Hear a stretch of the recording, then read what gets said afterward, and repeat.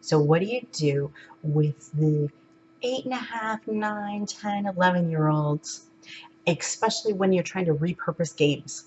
I've got the answer. Of course I do. I've got some other ideas for you as well, not just game repurposing. So stay tuned.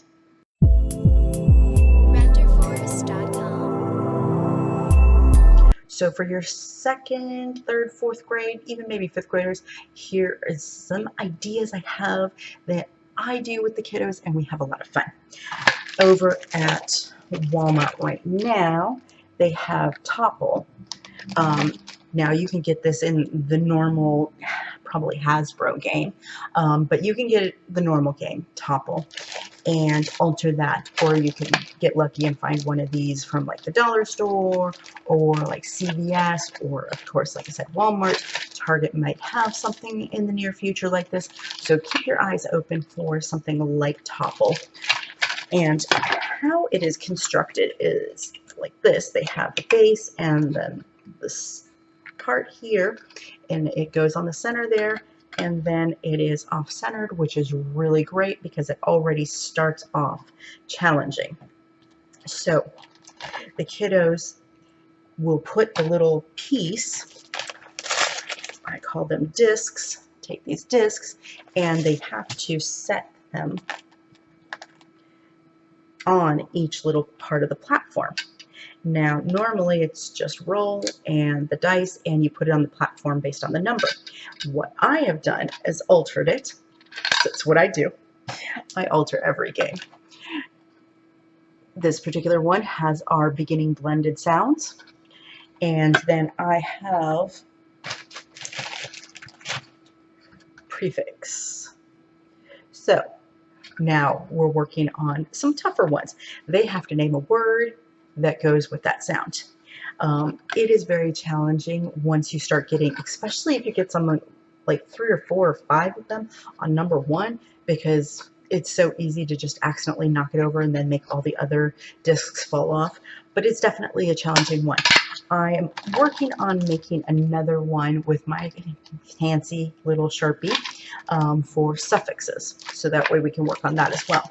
So root words, if you have really fine, good writing, and you'd use the fine tip Sharpie and you can write really well, I would do that too, because that would be really fun, and it builds, again, their knowledge base so well. Okay. I'm so scared.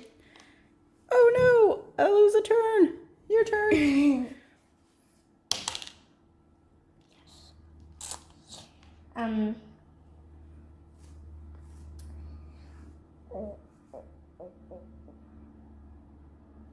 Can you use a name in here? No names. You've got to be only words. This one. My phone is broken. Nice job.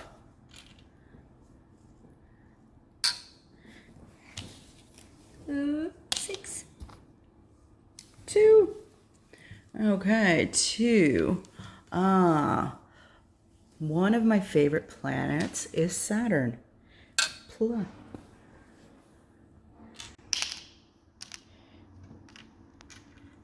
Okay. I need to pick a worse one.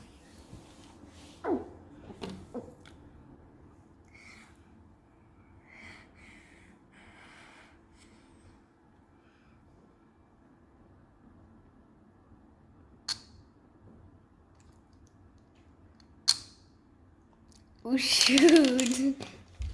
Okay. Just set it on carefully, but don't drop it.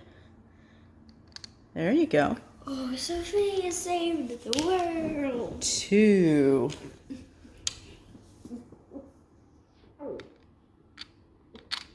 There you go. And then we have to count No, who has the most. no, whoever knocks it over is the loser.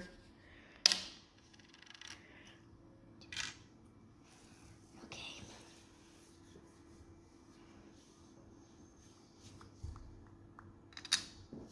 Sophia saved Ooh, another 2. the green one. The green one is falling. So is this yellow one. You can't touch it. No, you have to be careful. Oh no! Which one are you going to put it on?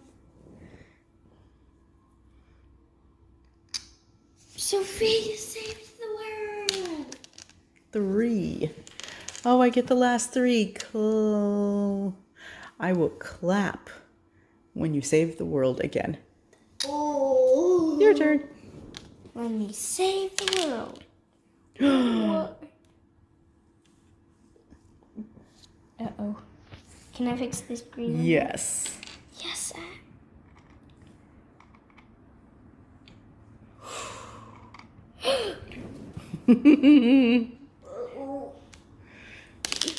6, I lost my turn. Yay! Ah, yes, but it means it's more likely you will knock it over when I lose my turn. Oh. Okay. I can do this. So this just go here. Okay.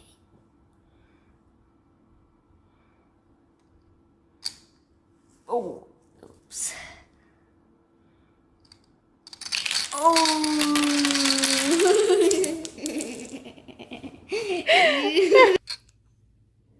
There you go. Your turn.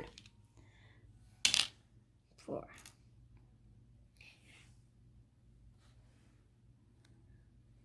What's your word sound? Chicken. What is it? Ah, CH? Yes. Chicken. That's a good one. Oops, 6, I lost my turn. 2. What's your word sound? No. Nice one. That helps over there. 2. Ooh. You're going to put it on mine? Oh, no. Wobbly. I think you should try somewhere else to put it. I don't think you should put it on top of mine. I think you should put it on a different one. Maybe. There you go. Hey, that Okay. makes it balanced. Ooh, I lost my turn. I'm never gonna lose my turn. 2 You're again. never going to lose your turn? Ooh. 1. Oh, that's the hard part. Ooh, you have to stack on my 1. Gotta go slowly.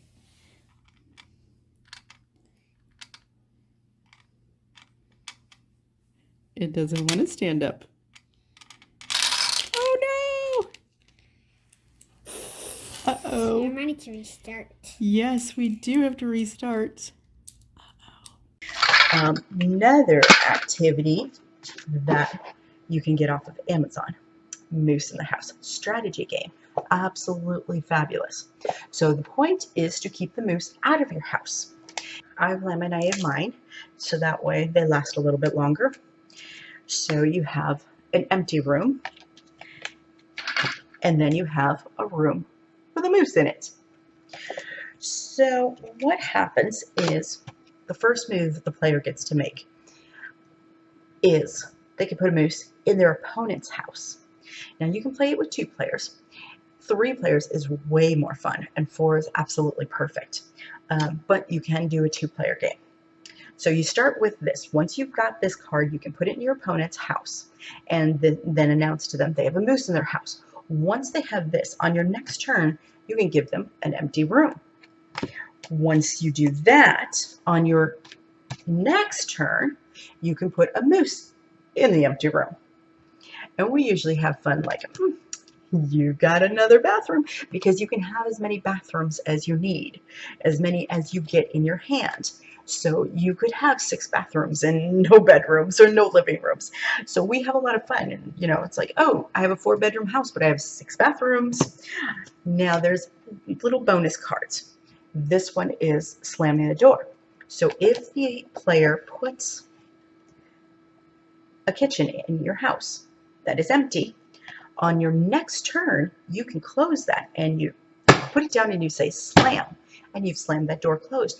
They can no longer put a moose in that room, which is great. There's also a moose trap. So when a player puts down the kitchen and then on their next turn, they put down the moose in your kitchen, and you have a moose trap in your hand, you can play the moose trap, and that's like deleting. It means it never happened, and you put it in the discard pile. So it's a reject, which is great. And it also gives you a second turn. So that's a really great bonus. You end up getting 2 turns when you do this. I hoard these myself. That and the doors. I have all kinds of great strategies. And usually, depending on how often we've played the game, because I don't give them the sneak peek into the strategy yet in the first probably month that we play, because they're just really getting the grasp of it. Later, I start to let them know, hey, I was holding on to these and not using them right away.